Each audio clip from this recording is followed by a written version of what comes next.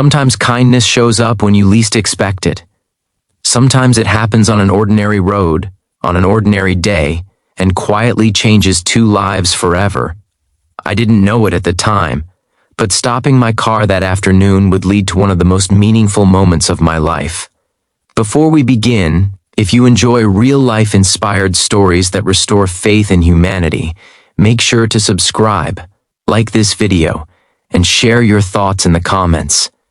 Your support helps this channel grow and allows us to keep sharing stories like this on your channel name. It was late afternoon, one of those calm days when the sky feels wide and open.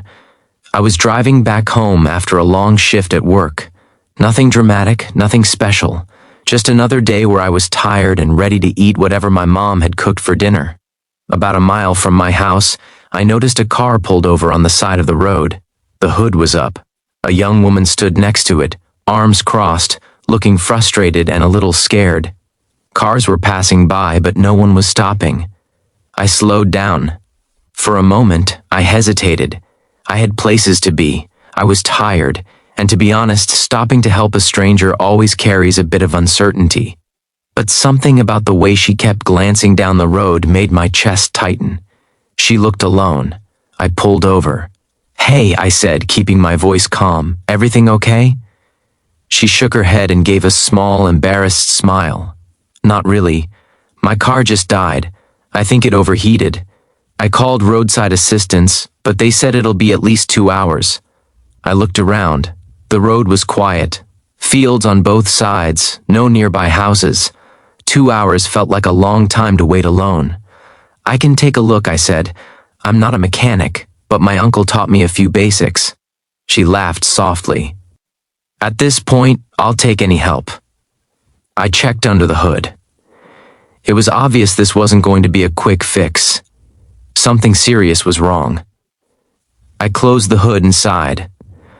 "I don't think it's going anywhere today," I admitted. "But I live close by. You don't have to stand out here alone."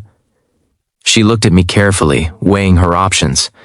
I could see the hesitation in her eyes, and I didn't blame her. "My name's Jake," I added quickly. "I live with my mom just down the road. You can wait there until the tow truck comes. My mom will love you.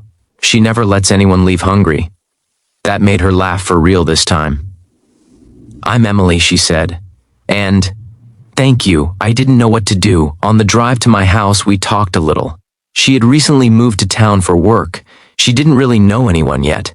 Today was her first week at a new job, and this was not how she expected the day to end.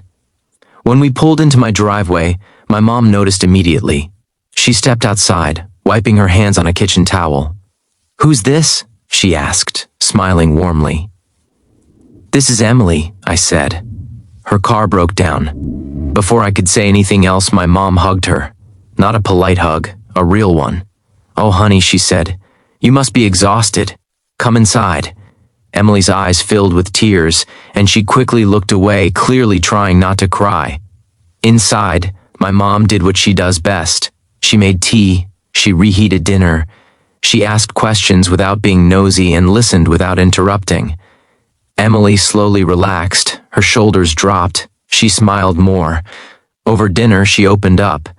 She told us about moving away from her family, about feeling lonely, about how overwhelming it was to start over somewhere new. She admitted that standing alone on the side of the road had made her feel small and invisible. "I kept thinking," she said quietly, "if something bad happened, no one would even know I was here." The room went silent for a moment. My mom reached across the table and squeezed her hand. "You're not invisible," she said. "Not here, not anywhere." When the tow truck finally arrived, it was already dark outside. Emily stood in the doorway, looking like she didn't want to leave. "I don't know how to thank you," she said. "You didn't have to do any of this." I shrugged. "It's just kindness." She shook her head. "No, it's more than that." Before she left, my mom packed her leftovers just in case and made her promise to text when she got home safely. Over the next few weeks, Emily stayed in touch. Sometimes she'd text just to say hi. Sometimes she'd ask for advice. Eventually, she came over for dinner again. And again. She became part of our routine. What surprised me most was how much that one decision changed me. Stopping that day reminded me that kindness isn't about grand gestures. It's about noticing.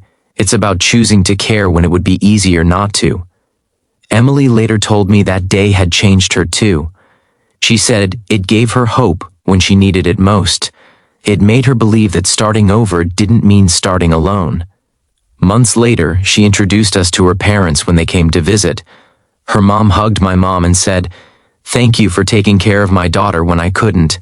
I realized then how far kindness travels, how one small act can ripple outward in ways we'll never fully see. That broken down car wasn't just a problem on the side of the road, it was a moment waiting for compassion, and all it took was stopping. Kindness doesn't always look dramatic. Sometimes it looks like pulling over. Sometimes it looks like a warm meal. Sometimes it looks like saying, "You're safe here." If this story reminded you of the power of simple goodness, carry it forward. Hold the door, make the call, stop the car. You never know whose life you might change, or how much your own will change in return. And that's how kindness keeps moving, one ordinary moment at a time.